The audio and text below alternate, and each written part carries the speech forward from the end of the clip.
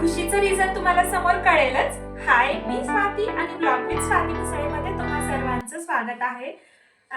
तर झालं असं की लेकरांना मी स्कूलवरून घेऊन आल्याच्या नंतर दोघेही जेवतो बोलले. रोज त्याचं नाहीतर काहीतरी रिझन असतं की मला दूधच दे, मला हेच दे, तेच दे. दोघेही जेवण केले आज आणि नंतर मी त्यांचं होमवर्क घेत होते. सौरभचं होमवर्क झालं. टुकू होमवर्क करता करता झोपला, पण मला वाटलं ठीक आहे, हा जेवलाय आता, झोपलं तरी ठीक आहे म्हणून मी त्याला झोपू दिलं. 7:30 वाजलेत आणि आता चला स्वयंपाक करावं म्हणलं की तितक्यात फोन आला. यांचा फोन होता आणि बोलले की मी बाहेर जेवून येणार आहे आणि तुमच्यापुरतं काही करा आणि खा. आपल्याला एवढी छोटी गोष्टीची खुशी होती. म्हणजे आताचं सगळं काम माझं चुकलं असं मला वाटलं, कारण दुपारी थोडाफार स्वयंपाक केलेला उरला होता, तर तेच आता होऊन जाईल. आणि सौरभ काय खातो बोलला ते लाईट असं करून देता येईल म्हणलं. तर मी उद्या जे कामं करणार होते ते आता करल. म्हणजे मला सगळ्यात मेन माझं शेंगदाण्याचं कूट संपलं होतं, तिळाचं कूट संपलं होतं, जिरे आणि धने वगैरे याचं पावडर पण संपलं होतं. मी हे ना सगळं मंथली काढून ठेवत असते. म्हणजे आता जर मी काढलं तर मला महिन्याला किती लागतं त्याप्रमाणे मी घेते आणि एकदा सगळं ग्राइंड करून ठेवते. तर मग मला महिनाभर बघायचं टेन्शन राहत नाही. कोणत्या भाजीमध्ये तिळाचं कूट टाकलं तर छान लागते, कोणत्या भाजीमध्ये कारळाचं कूट आणि जिरं धने पावडर हे तर आपल्याला लागतच असतं. दुसरा मसाला वापरण्यापेक्षा असे पावडर आपण टाकले ना छान होतं. आणि आपलं जे खोबरं असतं ना त्याचं पण थोडं पावडर, म्हणजे पावडर नाही तर त्याचंही असं कूट काढून ठेवायचं, त्याला थोडंसं भाजून. ते आपलं आलूची भाजी, वांग्याची अशी आपण जी भरून भाजी करतो ना, वांग्याची भरून भाजी करतो तशा भाजींना पण छान लागतं. तर मग जे मी उद्या काम करणार होते ते मी आत्ता करून घेईल. आता माझ्याकडे भरपूर वेळ आहे आणि थोडीफार माझ्या किचनची वर क्लिनिंग करून घेईल. तसं रिसेंटच केलेली आहे, पण थोडंसं आता वेळ आहे तर थोडं करून घेईल. चला मग आता सौरभला विचारते मी, तो काय खातो काय, त्याला करून देते आणि लगेचच हे सगळं काम करायला लागते. आणि आता हे बाहेर जेवणार आहेत म्हणल्यावर यांना वेळच होईल. तर मग टुकू पण झोपलाय मेन म्हणजे, नाहीतर त्याचं खूप मध्ये मध्ये राहिलं असतं मम्मा हे ते, आणि दोघांचे भांडण राहिले असते. आता भांडण नाही आणि काही विषयच नाही. सौरभ काही नाही, त्याचं होमवर्क करेल, काही ड्रॉइंग वगैरे करेल, नाही तर टीव्ही बघल. एकटा असला ना तेव्हा टेन्शन राहत नाही, पण दोघं असले ना काही नाही, मग त्यांचं भांडणं सोडवण्यातच आपला वेळ जातो. तर मग आता मी कंप्लीट फ्री आहे, तर आता माझे एक्स्ट्राचे कामं आवरून घेईल. आणि कितीतरी दिवसांनी आज मी मशीनवर बसले होते, म्हणजे ब्लाऊज शिवायला बसले होते. म्हणजे आता जवळपास एक 7-8 अशा साड्या असतील माझ्या, की साड्या 1-1.5 वर्षापासून घेऊन आहेत, पण त्यावरचे ब्लाऊज मला शिवणं नाही झाले. तर आज एक ब्लाऊज मी हातात घेतलं होतं आणि अर्ध ब्लाऊज कंप्लीट केलंय. तर मग हे कामं जर मी आज केले तर उद्या मला वेळ राहील, तर मी ते उरलेलं ब्लाऊजही कंप्लीट करेल आणि दुसरेही कोणते कामं मशीनचं स्टिचिंगचं असलं तेही करेल. डुग्गूची ना उद्या मॅथ्सची एक्झाम होती, त्याच्यात शेप, ट्रँगल, रेक्टँगल हे ते करत होता तो, आणि ते करता करता झोपलाय बघा. चला मग त्याला आता व्यवस्थित टाकते, पांघरून वगैरे टाकून मग माझ्या कामाला लागते. आणि दररोज ना सौरभ तरी लवकर झोपतो, पण डुगू कसंच लवकर झोपत नाही. डेमध्ये झोपू किंवा न झोपू, डेमध्ये तो तर झोपतच नाही, म्हणजे सुट्टीच्या दिवशी झोपत नाही. पण असं कधीतरी स्कूलहून आल्यास ना होमवर्क वगैरे करताना किंवा सारखं टी व्ही बघितली समजा त्यांना अर्धा तास असं, तर मग झोपी जातो. जास्त थकून येतो स्कूलमध्ये म्हणून असं होत असेल बहुतेक. आणि आपल्या इकडं कसं महाराष्ट्रात दुपारपर्यंत स्कूल असते, म्हणजे एकच टाईम स्कूल असते, पण इथं तसं नाही. सकाळी 9 पासून ते 4 पर्यंत अशी स्कूल असते. मग तिथून पुढे हे जाऊन डुगूला आणतात. कधी कधी बँकेतले काही अर्जंट काम असले ना त्याला घेऊन डायरेक्ट बँकेतच जातात, मग तिथलं काम वगैरे आवरून मग घरी आणून सोडतात. तर मग कधी कधी त्याला 5-5:30 होतात यायला. मनी प्लांट पण छान आलंय, तुम्ही बघू शकता. छोटंसंच होतं, तर मस्त वरपर्यंत गेलंय. आणि इथे एक मी नवीन लावलंय. शेणा झाडं वगैरे प्लांट्स खूप लावा वाटतात, पण रेंटच्या घरात परत ट्रान्सफर, त्यामुळे नकोही वाटतं. सौरभ, तुला खायला काय करू? ते दे, पातेलं दे मला, त्याच्यात पाणी टाकलं का?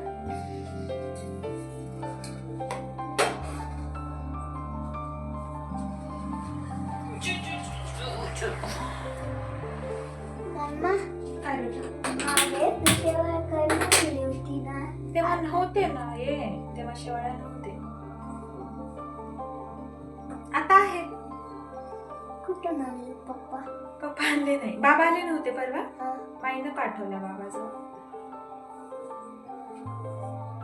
कसं थोडी भूक आहे का जास्त भूक आहे? जास्त खाल्ल्या पाहिजे मग केल्यावर. हो ना. कुणाचा स्वेटर घातला तू?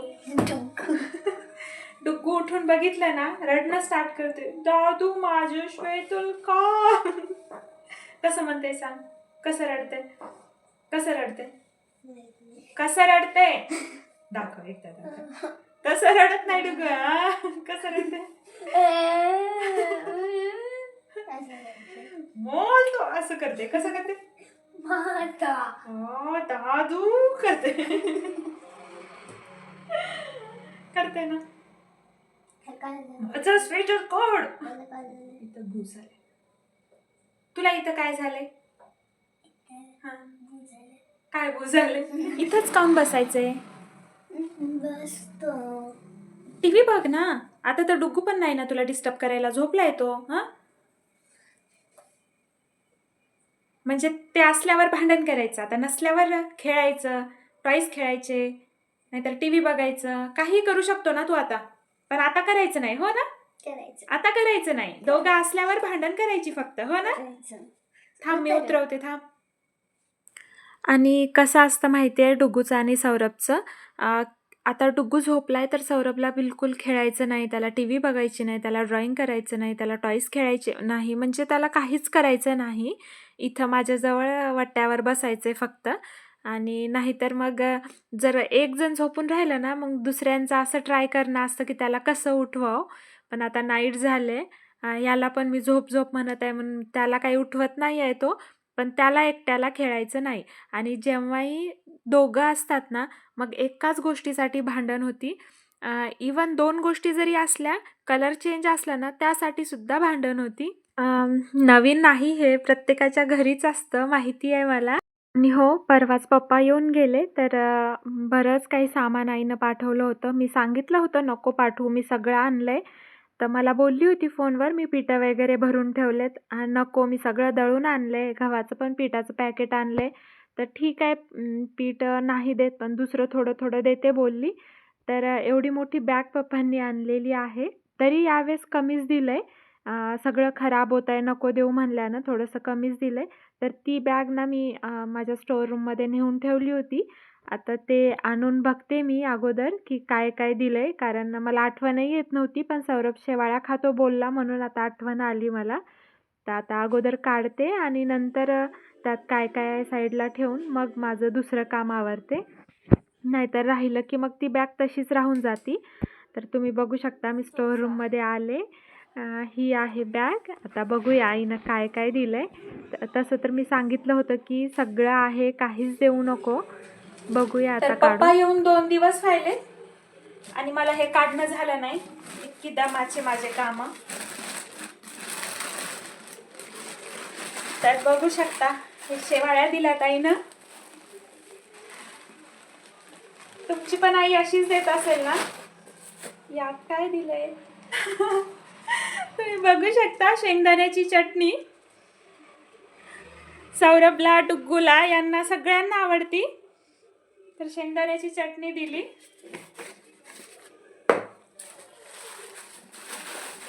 हरभरे. मी सांगितलं होतं की काहीच देऊ नको, मी सगळं आणलंय म्हणून. पण आई ऐकती का? ऐकत नाही. छान नीट करून दिलेत सगळे, स्वच्छ करून. आणि नंतर काय आहे,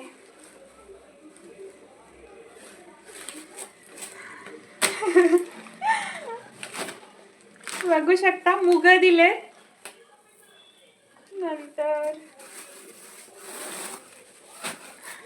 अचानक ठरलं होतं बरं पप्पांचं येणं, तर इतक्या सडनली ठरलं. तरी एवढं हे यात आईनं पावडर टाकून ठेवले, बहुतेक किडे वगैरे लागू नये म्हणून असे दिसत आहेत. हे बघा, हे थोडेसे लाल कलरचे असतात ना हरभरे, ते आहेत. आणि हे पांढरे, 2 प्रकारचे हरभरे दिलेत. तर मला माहित आहे प्रत्येकाची आई असंच देत असेल. मी पीठ खरंच सांगितलं होतं, पीठ बिलकुल देऊ नको, मी परवाच दळून आणलंय बघा. तर मी हे सगळं नंतर पॅक करून ठेवाल. मला जे काम मेन करायचं होतं ते आधी करून घेते मी.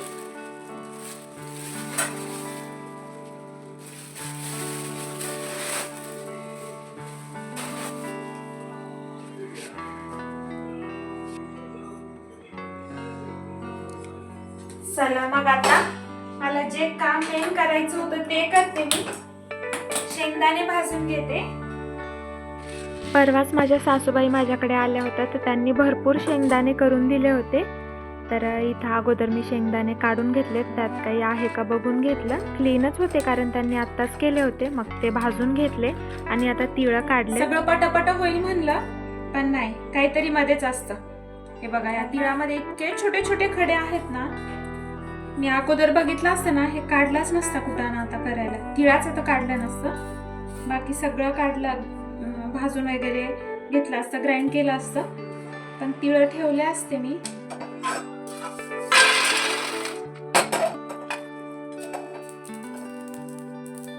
चला, थोडे का होईना पण तिळ मी भाजून घेत आहे इथं. म्हणजे 4-5 दिवस किंवा आठवड्यापर्यंत तरी जातील मला.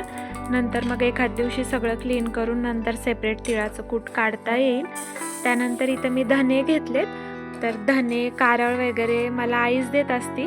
तर इथं आता धने पण भाजून घेते. आणि धन्याचं, जिऱ्याचं पावडर असं भाजून काढून ठेवलं ना, भाजीमध्ये एकदम छान लागतं. थोडंसं इकडं तिकडं करेपर्यंत धने थोडे जास्तच भाजलेत खालचे. आणि त्यानंतर चला मग आता जिरे भाजून घेते मी लगेचच. तर जिरे काढलेत बघा, जिरेही भाजून घेत आहे. जिरे पण असे हलकेच भाजू द्यायचे, जास्त भाजू द्यायचे नाही. तर धने आणि जिरे माझे थोडे जास्तच भाजले होते.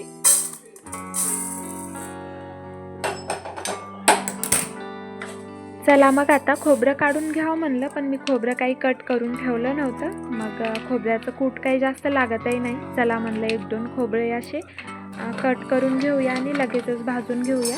असे मोठेच काप करून घेतले मी आणि त्याला छानपैकी असं भाजून घेतलं.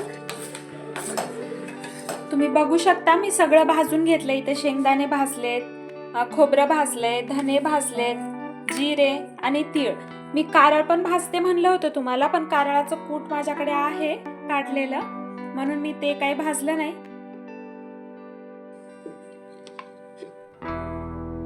बरंच कूट आहे माझ्याकडे अजून, म्हणून म्हणलं कारळ नाही, नंतर काढूया. तीळ नंतर काढायचं मला जास्त लागतं. तर मग शेंगदाणे मी केव्हाही शेंगदाणे जास्तच घेते, त्यानंतर तीळ. पण आता तीळ माझे नीट करणं झाले नाही. धने आणि जिरे हे मला 1-1.5 महिना तरी जातात याचं पावडर. आणि इथं खोबरंही बघू शकता, खोबरंही भाजून घेतलंय मी. चला मग आता मी सगळं दळून घेते. मला वाटतं की आपली टाईमवर घाई होऊ नये म्हणून आपण सगळं असं एकदाच भाजून घेतलेलं चांगलं असतं. आणि जे संपलं ते भाजा, दळा, त्याच्यासाठी परत ते ग्राइंडर काढा, परत भाजा, कुटानेच होतात. म्हणून आपण असं ट्राय करायचं की एक मेजरमेंट 2-3 महिन्यात तरी आपल्याला कळून जातं की महिन्याला आपल्याला किती लागतं. मग ह्या महिन्यात शेंगदाणे थोडे जास्त भाजण्यात आले, उरले समजा, तर मग नेक्स्ट मंथमध्ये थोडेसे कमी घ्यायचे. त्या हिशोबाने म्हणजे हे सगळे कुटं आपल्याला बरोबर जातील. 1 महिना किंवा 4-5 दिवस इकडं तिकडं झालं तरी मग आपण दुसऱ्या कुटावर भागवून टाकतो. तर त्याप्रमाणे घ्यायचं एका मेजरमेंट हिशोबाने. म्हणजे कसं सगळं काम एकदाच निघतं आपलं. मग एकदाच सगळं भाजून ग्राइंड करून ठेवलं ना, आपणही खूप टेन्शन फ्री राहतो. मी तसंच करत असते. कधी माझ्यानंही चुकतं. कधी मला शेंगदाणे करायला वेळ भेटला नाही, कारण आम्ही शेंगा घेतो ना, तर शेंगदाणे करायला वेळ भेटला नाही, तर मग माझं होतं तसंच, घाई गडबडच होती मला. टाईमवर करा, थोडंसं भाजून घ्या, 4-5 दिवसापुरतं कूट काढा. पण मॅक्सिमम असं केलेलं परवडतं. खोबऱ्यांना छोट्या ग्लासमध्ये निघत नाही मला माहीत आहे ग्राइंडरच्या भांड्यात, तरी एकदा ट्राय केलं मी, मग मोठं घ्यावं लागलं मला. तर आता मोठ्या ह्याच्यात छान असं खोबरं निघलं आहे. आणि मी डाळ आणि तांदूळ भिजू घालून ठेवलं होतं. म्हणलं आता हे सगळं झालं आहे तर हेही लगेचच ग्राइंड करून घ्यावं. मग ते मोठं मिक्सरचं भांडं धुवून घेतलं आणि राईस आणि जे डाळ मी भिजू घातली होती ते पण छान दळून घेतलं. इथं सौरभचं मध्ये मध्येच चालू होतं. त्याला म्हणलं आता डिस्टर्ब बिलकुल करायचं नाही, जाऊन झोप. तर अशा प्रकारे माझी आजची नाईट म्हणजेच आजचं काम झालं. तर असं काहीतरी आपल्याला फ्री टाईम केव्हा भेटला ना, तर असा युटिलाइज होऊन जातो आपला टाईम. तर आता मला उद्या हे टेन्शन राहणार नाही. जवळपास 1-2 तास लागले मला ह्या कामाला आणि सगळं आवरायला.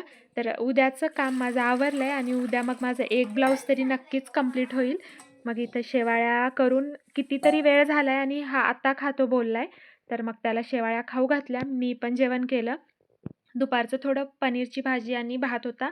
ते थोडं आणि शेवाळ्या थोड्या असं माझं जेवण झालं. सौरभचंही जेवण झालं आणि नंतर जे ग्राइंड केलेलं होतं सगळं, ते सगळं डब्यांनी भरून ठेवलं मी. तर मला छोटे-छोटे डबे घ्यायचे आहेत याच्यासाठी शेंगदाणे, तिळाचं कूट, जिरे, मोहरी म्हणजे सगळं ठेवण्यासाठी. ते काही मला व्यवस्थित घेणं होत नाही. सगळे डबे असे एकसारखे असले ना, मग आपल्यालाही दिसायलाही छान वाटतं आणि आपल्याला किचनमध्ये थोडंसं तसं आपल्या मनासारखं सगळं झालं ना, प्रत्येक कामात इंटरेस्ट येतो आपल्याला. तर ते मला घ्यायचे आहेत. इथं माझे स्टीलचे बॉक्सेस खुले होते. त्यातच ठेवत आहे मी जे हे कमी-कमी आहे ते. जिरे, धण्याचं पावडर, तीळ, खोबरं हे सगळं मी भरून ठेवलं. त्यानंतर सगळी किचन अशी क्लीन करून घेतली आणि असा गेला आजचा माझा दिवस. दिवस म्हणू शकत नाही आपण. असा गेला माझा हे संध्याकाळचा 2-3 घंट्याचा टाईम. चला बाय. व्हिडिओला लाईक करा, शेअर करा आणि हो, चॅनलवर नवीन असाल तर सबस्क्राईब करायला विसरू नका. बाय.